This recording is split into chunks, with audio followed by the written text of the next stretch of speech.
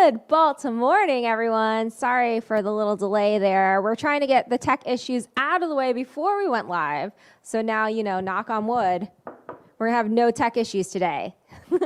Thank you so much for joining us. My name is Kira Wisniewski. I have the distinct honor to be your host and co-organizer of Creative Mornings Baltimore. We are coming to you live this morning from Adorn Vintage Furniture here in Baltimore City on Piscataway land. Thank you so much for joining us. And thank you, Raina, for letting us be in this beautiful, beautiful space.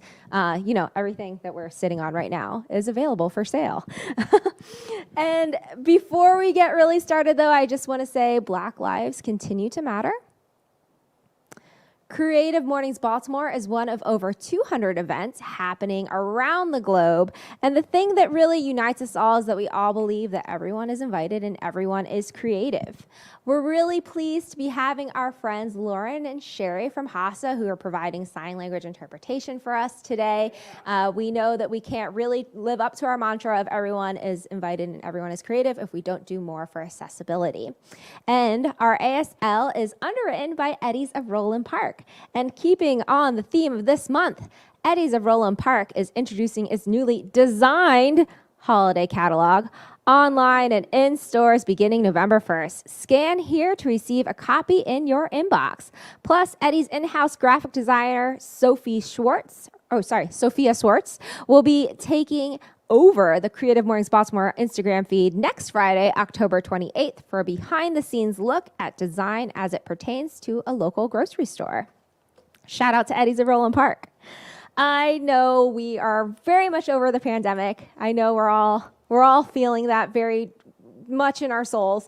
So really want to thank you so much for taking the time to be with us this morning. We know that it can be very tempting to just do a little email or, take care of this, that, or the other thing. But I want you to give yourself permission to just fully be here. Just be here in the space with us, sipping your beverage of choice this early in the morning. Maybe it's some white tea. I don't know. But really, you deserve this time. Just hang out with us for like the next 45 minutes or so. I promise it will be great. I also know that this can't replace the IRL experience, but hopefully in 2022, we'll be able to reconvene Creative Mornings as it was intended. But again, thank you so much for being here this morning. Don't forget to tag us on whatever social media you prefer.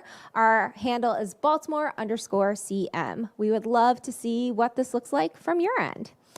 And now I want to introduce our Creative Mornings Manifesto. So each month we like to feature somebody who's truly special to our community to read our manifesto. Today I'm very excited that we have Winston Joe. He has been here behind the scenes with us since 2017. And also if you need any kind of photographer for your wedding, your kickball birthday party, whatever you need, he's ready. He's a super dope photographer, and you can check out his website. I think we're going to put that up on the screen too. Hey, welcome, Winston. Please take it away. Wow, amazing. I hope this works. I can't believe this is the first time doing this. All right, y'all ready? Let's do it. Everyone is creative. A creative life requires bravery and action, honesty and hard work. We are here to support you, celebrate with you, and encourage you to make the things you love. We believe in the power of community. We believe in giving a damn. We believe in face-to-face connections and learning from others, in virtual hugs and digital high fives. We bring together people who are driven by passion and purpose, confident that they will inspire one another and inspire change in neighborhoods and cities around the world. Everyone is welcome. Yeah. Thank you, Winston. I also want to highlight that we have our friend Anita in the chat. She is going to be engaging with you over on YouTube. So, hey, Anita. Hey. Hi. So there she is, beautiful Anita, talking to you on the YouTubes, the face behind the chat. She's ready to engage with you there. So thank you. Welcome, Anita. And thank you all for, for being here with us this morning. Creative Mornings all over the world runs on engine of generosity. It's really by people and companies that give a damn. We're all volunteers here, and we also wouldn't be able to function without our sustaining partners. And because of one of our sustaining partners, Alpha Graphics, we have analog signs that we're going to show you courtesy of Sabina. So starting with, of course, Adorn Vintage Furniture, where we are right now. Come by tomorrow from 10 to 2, I think the hours are. 10 to 2. Come by. Buy this set that we're sitting on right now. We have Pixelated Photo Booth. They're doing really interesting things for like virtually hybrid events right now. Definitely check out their Pixie Web stuff. Let's do that one last. White Tea Co. They're located in Whitehall Mill. Like, honestly, my favorite tea. Then we have Hasa. We got Sherry and Lauren here from Hasa doing sign language interpretation. Yeah. Impact Hub Baltimore. And then Local Color Flowers. These flowers right here from Local Color Flowers. Maryland Art Place, which is our fiscal sponsor. Shout out to them. And then, of course, Eddie's of Roland Park. Yeah. And Alpha Graphics, who did all of these lovely signs. And then globally, we are sponsored by Skillshare and MailChimp. So big ups to them. Yeah. Thank you, Sabina. And we're also going to drop in the chat and YouTube right now a list to all of the partners that we've been lucky enough to be working with since our relaunch in 2019. And you can also see all of those partners that we've had in our community, on our website. And really, now more than ever, is so important to be really uplifting and supporting these local businesses. And even if you can't support them monetarily, go ahead and follow them on Instagram, like their stuff, share their stuff, write reviews on Google and Yelp and other things. It's really, anything is so important to keeping these really vital local organizations afloat. So please, I encourage you to do that. At least one of them today. A challenge. I don't know. Anyway. Yeah, I challenge you. This month's theme is design. And it was selected by the Tro Rivieras chapter. And it was designed by Oliver Charland.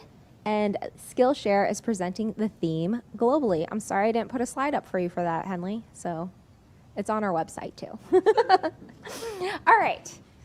We got all the housekeeping and welcomes and thank yous aside. Now, for why we are here today, I want to introduce our wonderful speaker. So, Emily serves as a deputy director of the innovation team in the Baltimore Mayor's Office of Performance and Innovation, also known as OPI. While leading design for the office, she's leading the design for the office. She's a multidisciplinary designer on a mission to build a Baltimore with resident-centered services, a modern and standardized visual design language, and user-friendly forms, websites, and interfaces. Prior to public service, Emily spent a decade crafting brands, experiences, and ad campaigns for nonprofits, higher ed, and small businesses. Creative Mornings Baltimore, please welcome Emily Ianacone to the Creative Mornings stage. Thank you so much for having me today. It's really exciting to be here. So I've been a designer for over 15 years, and when Kira and Mario reached out and asked me if I would be a Creative Mornings speaker for the theme design, they wondered if it might be a little too on the nose, but I promised not to make this a traditional Design 101 lecture. So thank you all for joining this morning. As I started putting pen to paper for this, I found myself inspired by the line, "To design is to be human," from the Creative Mornings theme description. A universal truth is that, yes, most humans create things, we experiment, we make, we remake, but design isn't necessarily exclusive to humans.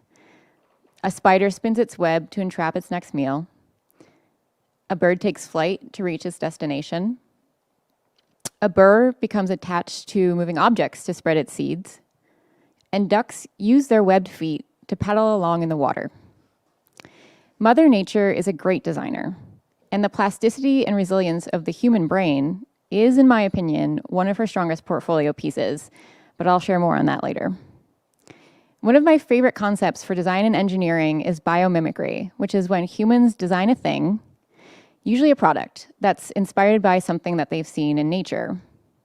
Cables to support a bridge, a speedier mode of transportation, and one of my personal greatest fears in life, a stronger fastener for everyday use, and a smoother way to glide through water.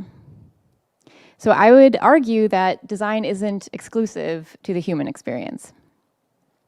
I spent the first half of my career as a visual designer and writer in commercial design, which at times felt soulless depending on the client, or all the time soulless if you're a design critic like Victor Papanek.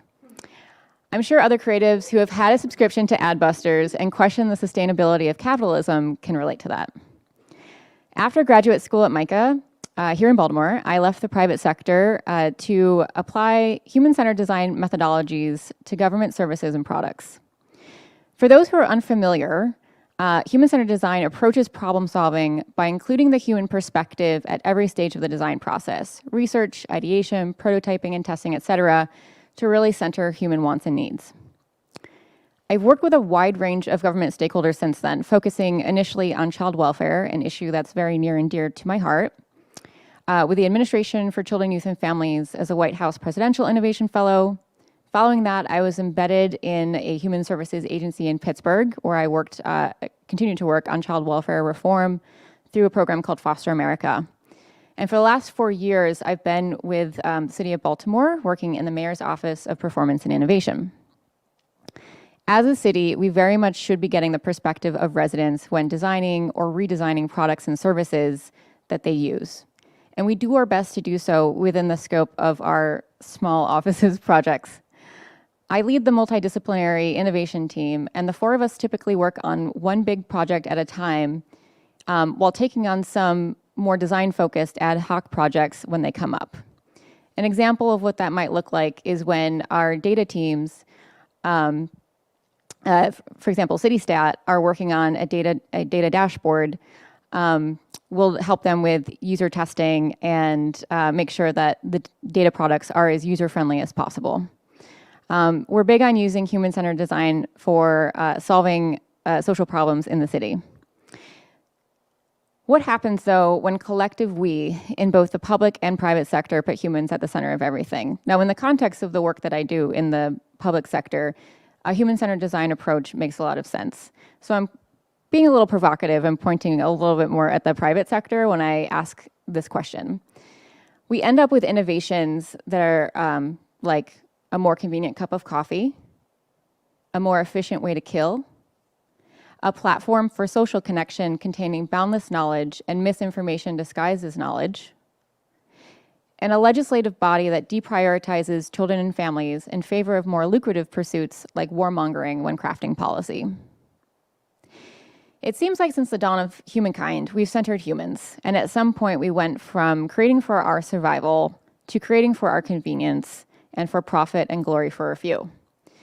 What kind of world are we leaving for future generations when so many things that we're making are unsustainable, disposable, or in the case of many electronics today, designed to degrade faster over time, known as planned obsolescence? And I think the iPhone's a great example of that when it changes so often. I think it's less than every 4 years, there's a new model that comes out and replaces the old one.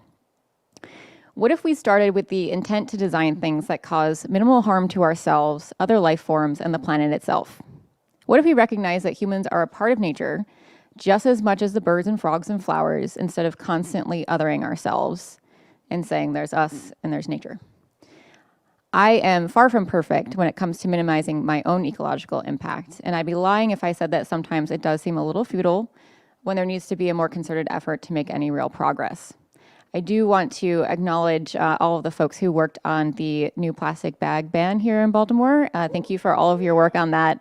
It's exciting to see it launch. What if we chose to center life beyond humans and traded human-centered design for life-centered design? I was thinking about this a lot before the pandemic when I was working on a project related to reducing litter and dumping in the city. I started poking around to see if any other designers felt the same way. And I did find a few articles that shared this sentiment. So I'm not here to take credit for life-centered design as a concept. It's not mine. I don't own it. I'm here to promote it. I recently became a mom, and it's without a doubt the coolest and hardest thing that I've ever done. And I am somebody who has gone through the government procurement process. So that says a lot. Something I've learned 12 weeks in is that to be a mom is to worry all of the time about your child's health and safety and go from 0 to 60 when you see others behaving in a way that could potentially cause your child harm. It might be especially strong for me because my son unexpectedly spent the first week of his life in the NICU, and having him away from me for hours at a time between visits was harrowing. If I could eternal sunshine my mind to reduce the pain of those memories and relieve the subsequent anxiety that I felt over his safety, I would. But he's home now, he's happy, he's healthy, and I'm so grateful for that. I still worry though. Some of it I know is irrational. My husband tells me it's irrational, which is helpful to ground me, but there are a lot of real and growing challenges for my son's generation. For starters, he was born during a global pandemic. I also am very interested in opening an education fund for him, but when he's 18, will it even matter? Or at that point, will we be embroiled in a series of water wars a la Mad Max Fury Road thanks to climate change? Time will tell. My husband and I now have the responsibility of raising a human who values and respects the natural world and the beings in it. Some things are well beyond your control as a parent, but you could argue that one has the ability to design a human and their behavior to some degree. For example, I know that if I am not attentive to my son's needs, if I provide inconsistent care in any way, or am neglectful, or continuously physically or emotionally harm him, over time there's a strong possibility that it would alter the chemical structure of his brain and in effect cause him to develop insecure attachments. He may struggle with having healthy self-esteem, controlling his emotions, or forming healthy relationships. He may struggle with a host of isms. With the proper interventions, he could maybe heal from the damage that I caused, but it would take a lot of work and a lot of suffering. If I provide consistent care and affection and proactively repair the times that I've consciously or unconsciously caused harm, there's a stronger chance that he will thrive in adulthood, be able to regulate his emotions, have better cognitive function, and form healthy relationships. As I said before, Mother Nature really did a number when it comes to the human brain. I'm also aware of the immense privilege that my son had coming into this world, to have a family that can not only meet his basic needs, but provide additional opportunities when it comes to his education and enrichment. So when I say you can design a human to some degree, I really do mean to some degree, because I'm aware that there are social determinants of health that may be out of one's control, depending on circumstances. Studies like the Long Shadow Sociological Study in Baltimore have shown that your destiny, your income, your quality of life, and how long you live can very much be determined by your zip code and the color of your skin. It is the biggest social challenge that we face here in Baltimore, and one that I would love to see overcome in my lifetime. Since becoming a parent, I felt two things very deeply. One, I no longer feel the drive I once did to achieve the conventional markers of success that someone might want out of a design career. It was almost like this flip was switched, or switch was flipped as soon as he was born. And some of the things that really used to matter to me just don't anymore. It's a very interesting feeling that I've been sitting with. But like some of the conventional things, they may come with more pay, but they would also come with longer hours, more time away from the people I love. And I really don't want to say yes to everything like I have in the past. And I want to push back on requests that have a false sense of urgency. And I think a lot of people might agree with me that in today's hyper-connected world, there are more and more of those kinds of situations to say no to. Two, I feel even stronger incentive now to continue using my design practice to create a better world for my son and children here in Baltimore. And that starts with thinking beyond traditional design and innovation. I want them to grow to be healthy people in a healthy world. When starting the design process, it really helps to have a set of guiding principles to shape your work. And that's something that we do on my team to start with intention. So depending on what project we're working on, we will develop a set of guiding principles for the work. And we do try to incorporate community voice into what those guiding principles are. For me, moving forward, using design to leave this planet better than I found it for future generations is at the very top of my list. Yay! Thank you, Emily. I have so many questions. I feel like you at home or wherever you are joining us from probably also have so many questions. So now is your time to do it. If you are joining us on either YouTube or Facebook, you can type your questions directly into the comments or chat area, and then I'll be able to see them here and pull them up on the screen, and then I'll read them to Emily, and we can have a little Q&A. So please go ahead, get those questions going. But when you're doing that, I'll go ahead and I can start. It's so exciting to hear about where you took this talk because as you were saying, it felt like almost a little too on the nose asking you to speak about design, given that that is what your job is. So I really love that you took it into this like life-centered design kind of talk and like reflecting about like being a new mom and thinking about your son. Like that's all so beautiful and I love it. But I'm curious if that's where you always knew this talk was going to go, or if like, tell me a little bit of the journey of the evolution of this talk and this theme. Sure, happy to do so. So initially, when I spoke with Kira and Mario when planning for the talk, I thought about it would be more really focused on like my career and my personal life in shaping the sort of like designing the life that I wanted to have. You know, kind of talking about starting in commercial design and moving towards the social impact space and things, working on things that align more with my own personal values. And what it means to sort of design your life while, you know, moving on in your career. And then I threw a little bit of a curveball in and changed it because I've been on family leave for the last 12 weeks, and I wrote this while my son would nap, and he would nap on me because he's a big contact napper. So I took those opportunities to write this out on my phone, and having him so close to me really kind of shaped what I wanted to talk about and write about, and things that I was thinking about, like, wow, yeah, you were born during, you know, the COVID-19 pandemic, and I am worried about what's going to happen in the future and what is the world going to be like for him. I want to keep him safe as much as possible. So I went in a little bit of a different direction and remembered, as Kira calls it, from the before times, that I was having this thought a lot about, you know, when we are centering human wants and needs all the time, we end up with a lot of things that are just unsustainable, and it's not right. So that's where that's what I was initially thinking and where I went. I love it. I love like just like hearing of that journey too. We have a question from Charlotte who's joining us on YouTube. They ask, how would you recommend folks reflect on building out their own design principles for life and or work? Yeah, that's a really good question. As far as the process, I guess I can talk about it from like personal experience and then also professional experience. Starting with professionally. So with my team, when we start out on a project, we try to tailor the design principles to whatever the project is that we're working on, and make sure that obviously, like with every project, we try to have an equity lens because it's super important for the work that we're doing here in Baltimore City. But then we'll have a series of design principles that are also kind of more directly related to the project itself. And I'll shout out the designer on my team, Maria. She's done a really great job with leading sessions where we come up with design principles for things, for different projects.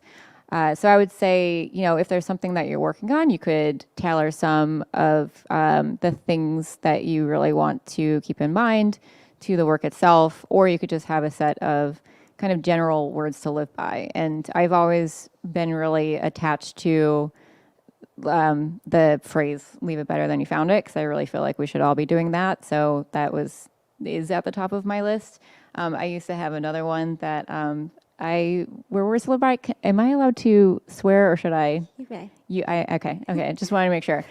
So a phrase that I really like, or a motto to live by, is do no harm, but take no shit. And I love it because, you know, obviously it kind of reflects the medical community to some degree with that first part.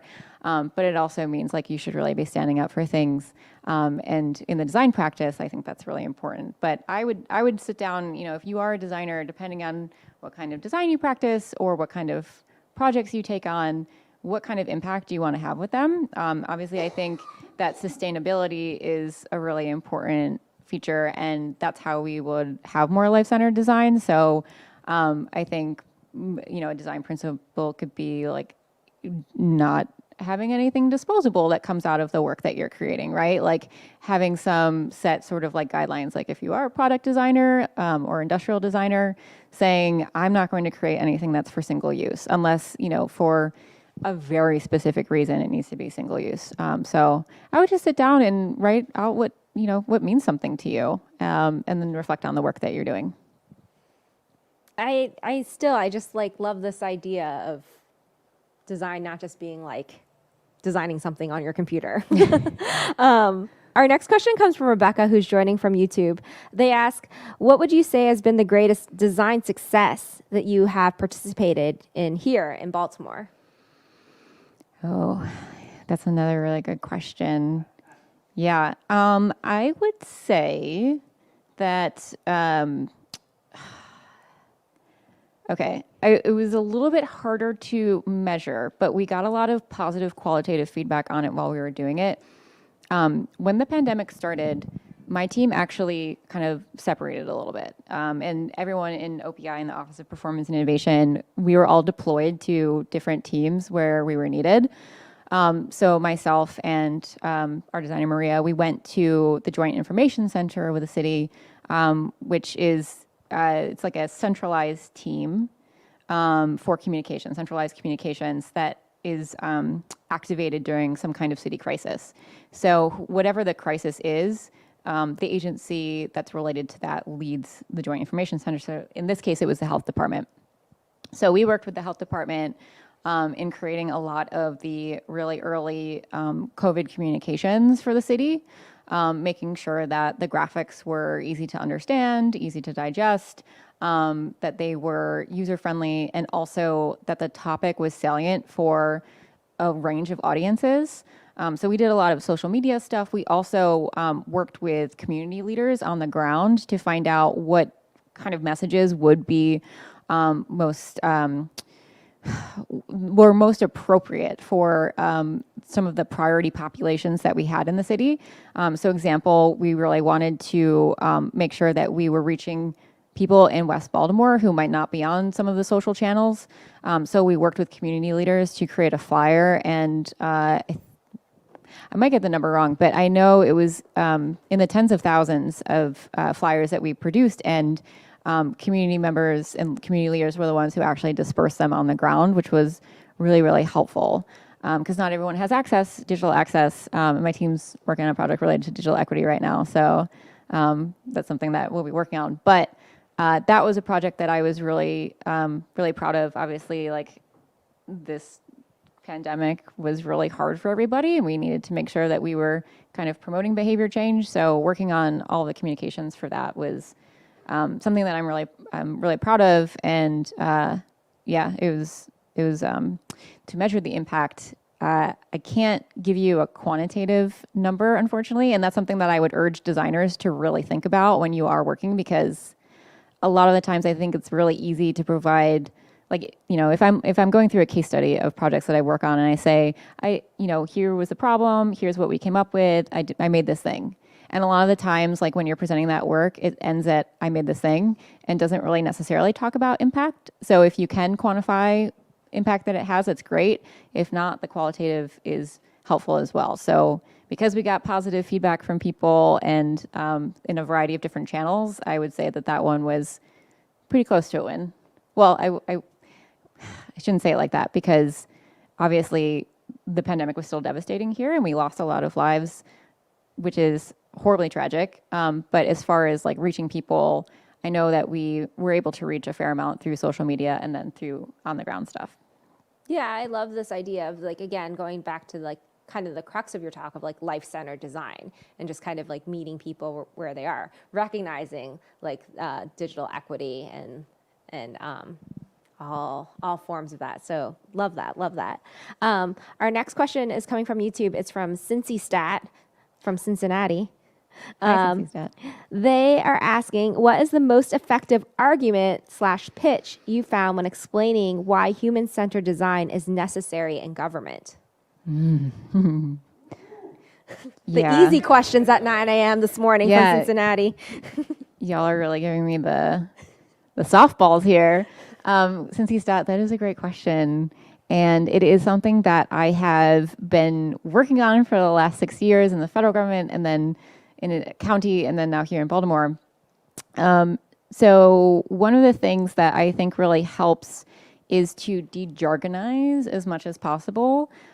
So depending on the stakeholder, we'll change our language and how we talk about human-centered design because, what it is a method, it's an approach. So you don't necessarily have to use design terminology when talking about it. You can say, I really think that we should get some, if I'm making a website for somebody, I really think that we should maybe ask some people beforehand what content they think is important. Maybe we'll do an activity with them to see, how they would prioritize content for that website. And then once we build the website, we'll go out and we'll show it to them and we'll get their feedback on it. Now, I've used a human-centered design approach there. I've done, some user experience design activities, but I haven't used any of the design terminology because I think sometimes that can be a little bit of a barrier in government for people, at least in my experience, that has been. So I think de-jargonizing is really helpful. What else? There was something else that I was going to say, and unfortunately, I have been awake since 3 a.m., so I might have moments where I was going to make another point, and then I forget what that point was, so please be patient with me. But Yeah, it's a great takeaway. Okay, yeah, that's really helpful. And bringing your stakeholders in with you is another thing that's really helpful. So as much as possible, we try to include, if we're doing user research or user testing, bring our project champion into it with us so that they can see it and see the value and hear directly from the residents who would be using the things. Also, the third thing is here in Baltimore, we have a program called Design for Breakfast that the city runs. We're going to relaunch it in 2022, most likely virtually still, where we pick a different design topic every month, and we either have guest speakers from the city come and talk about their work, or even from outside the city virtually, or we'll run some kind of programming on design methodologies. So one of the ones we're going to do in 2022 is how to run a user test for a digital product. And so through that, the program started for city employees, and we got really great turnout when we started it. It was in person. And we're trying to build more design coalition and design understanding in the city. And I would say that this program has been helping with that because we get a lot of people coming to participate or have historically who aren't in a design role. They don't have a background in design. They're just city employees who are really interested in the topic, and see, how design can be beneficial and want to learn a little bit more about it. So building some knowledge that way is really helpful as well. So, Creative Mornings audience could potentially come to Design for Breakfast. Yeah, so the last few that we did were post-pandemic, and so they were virtual, and we doubled our attendance by having them be virtual, and folks from all over the country joined us, which was great. And I think the last one we did was we had Philadelphia's Service Design Studio give a share about their work, which was really cool. So. Love it, love it. So check that out, y'all, when it comes back in 2022. Our next question comes from Raina, who is the proprietor of this lovely space, joining us from Facebook today. So hello, Raina. Good morning. I'm having a trouble. Oh, there we go. Bringing up your question. So she says she loves this. And she wrote a quote this morning that basically said, empathy is the center of good design. How do you feel about that? I agree and also disagree, and I'm going to explain why. So I do think empathy is really, really important, but I also think in the context, for human-centered design, don't get me wrong, empathy is that is it. You want to be empathetic to somebody's wants and needs, but when thinking about this sort of concept of life-centered design and sustainability, empathy for a human's wants and needs isn't necessarily going to lead to a sustainable solution to a problem. And that's one of the sort of like reframes that I want to have, moving forward as we continue on in our work for the city. And I'll give an example of, so let's say you're working on a transportation project and you want to find out how you can improve transportation in Baltimore City, and you talk to a bunch of people who, are using different forms of transportation, and you do a survey. You might get a lot of responses from people who, like maybe complain about traffic, who maybe complain about bicyclists or like bike lanes because it impedes parking, or like there's not enough parking, they might want more parking lots. So then you might start to focus, like if you were like empathetic to their wants and needs, you might start to focus on, having more sort of like car focused things in the city, like more parking lots, fewer bike lanes, take some resources away from potentially like improving bus lanes and like transportation like that. And even though you had empathy for them, it's not really sustainable, right? Like cars aren't a sustainable mode of transportation. I say this as somebody who is a car owner, regretfully, but I think empathy is incredibly important, but it also, you should consider that like the larger context, and is the thing that I'm making, is it going to cause harm in other ways to other things? Like, is it good for the environment, the earth as well? No, thank you for that. Our next question is coming from Courtney, who's joining us over on YouTube. They ask, what was your biggest struggle that you've had to deal with as a designer? And what do you think you would do differently if you're starting in the field today? So that was a two-parter. Yeah. Okay. The first part was, what do you think is your biggest struggle that you've had to deal with as a designer? okay. I would say in the private sector, my biggest struggle was the work that I was doing at times.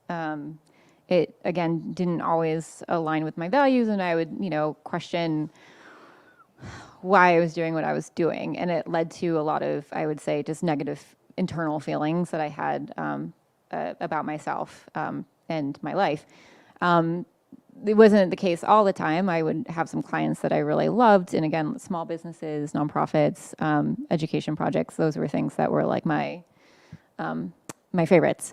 In the public sector, biggest design challenges, I think sometimes is getting people to understand how design can help improve government. So, going back to Cincy Stat's question about that, that has been definitely a challenge, but again, like bringing folks along with you is really helpful, and being able to talk about things in plain language is incredibly helpful as well. The part two of that question is, what do you think you would do differently if you're starting in the field today? I want to say that I would start in the public sector sooner because I love working in the government. Partly because I'm very much I don't know if anyone does the Enneagram. I'm a 1, which is the reformer, and I love improving things, and there is no shortage of opportunities to improve things in government. So I find it just really exciting and challenging work, and very engaging. But when I reflect on my experience before being in the public sector, I worked with some incredibly creative and talented, smart people, and I learned so much from them, and sharpened my my design skills, my writing skills, my conceptual skills. And I when I look back on it, I really don't regret that. So even though sometimes it was a little bit of a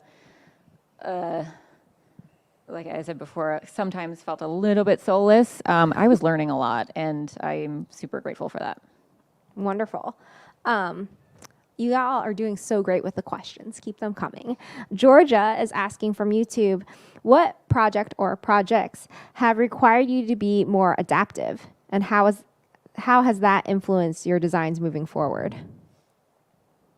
I think to some degree, all of the public sector projects have required some level of being adaptive. And I think a large part of that is because of I've experienced more turnover in the public sector. So, for example, with different projects that we've worked on, we may start with one project champion for it from another agency or from another office in the mayor's office, and that person might change. And I did work on a project where the stakeholder, like the main stakeholder that we were working with, changed 4 times over the course of, I guess it was 2 years. And our executive sponsor for the agency changed 4 or 5 times as well. So there was a lot of you would have to, put together a presentation of where your work is and go back and introduce yourself and build trust over and over again. And I think it taught me a lot about how to build trust a little faster than maybe in the past I have. And it's, looking for opportunities to add value very quickly for them. It also, it's how I talk about work. It's how I talk to people. So I've learned a lot in terms of how to engage a new stakeholder and get them to sort of buy into what we are doing.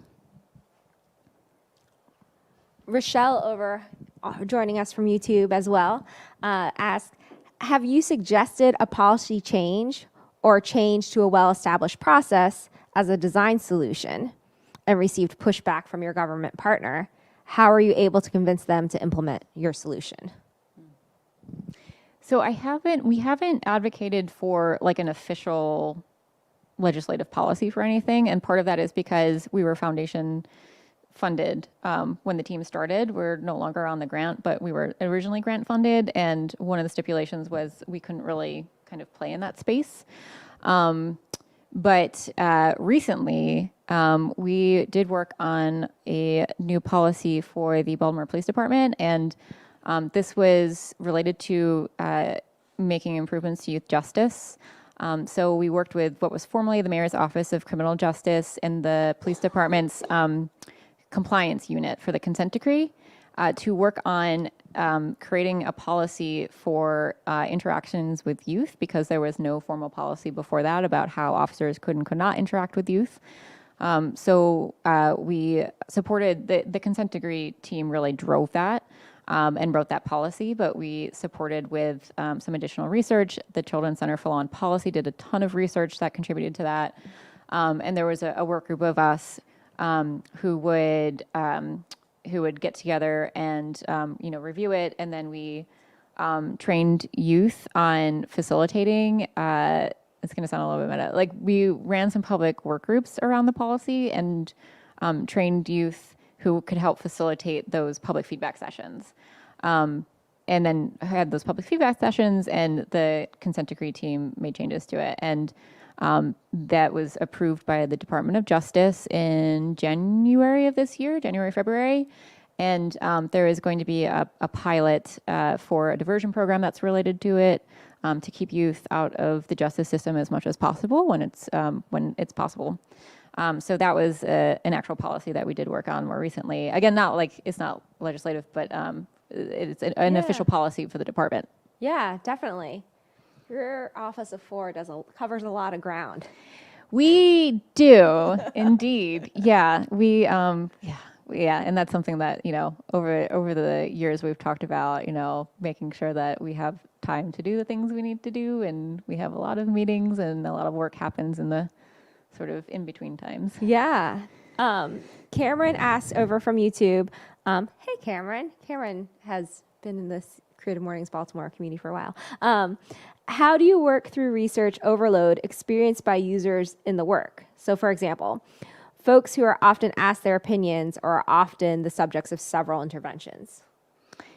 Yeah, so that came up recently with the digital equity work that we're doing, and I think it's come up before. I mean, it came up before too with the youth justice stuff that we did, because we've obviously, with some topics, people can feel very over-researched, and so one of the things that I would recommend is that if that is the case for anything that you're working on, finding out what research has been done already, if there have been any surveys, and speaking with whoever was responsible for conducting that and finding out if it's possible for them to share that data with you. I always recommend stripping personally identifiable information. We take out any kind of personally identifiable information in anything that we have.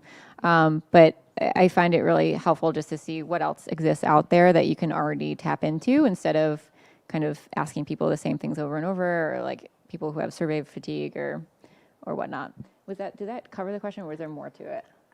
I think so. I think Okay. that, and so then you all have so many good questions, but we're coming up at time. So I have like kind of a follow-up question to that. If folks were interested in, are there ways for folks to volunteer to be part of any of the work that you and OPI are doing? Yeah. So that's a dream. I would say the one way that we have right now is through the Design for Breakfast program. So we have had some really wonderful speakers volunteer their time to do that. As I mentioned, the Philly Service Design Studio, Yawa Dantar, who is a user experience designer here in Baltimore and teaches at MICA. Who else? Proper Design. Bobby spoke about branding.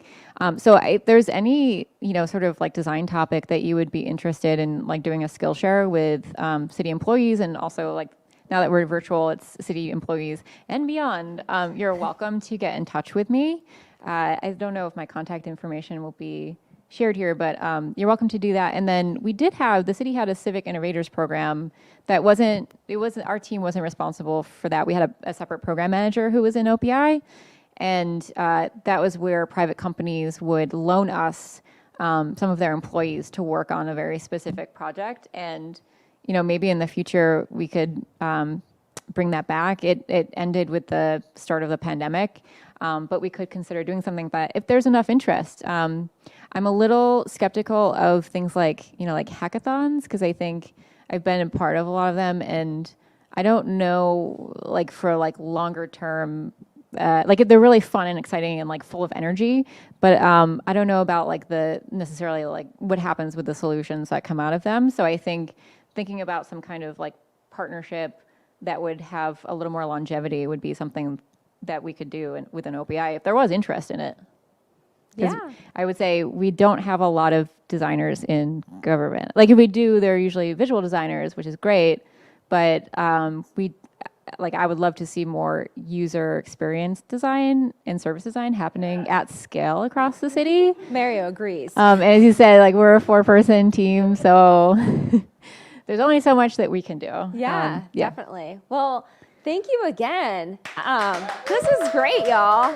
Thank This you. is so great. We're going to take a moment for a selfie moment now. So, Okay. Henley, if you could go tight on Emily again. If you are joining us from home, we would love you to take this moment to take a selfie with Emily. Look at that. Perfect selfie pose right there. We're going to take one in our studio in Adorn right now as well. Selfie moment with Emily. We would love to see you post this on the social media of your choice.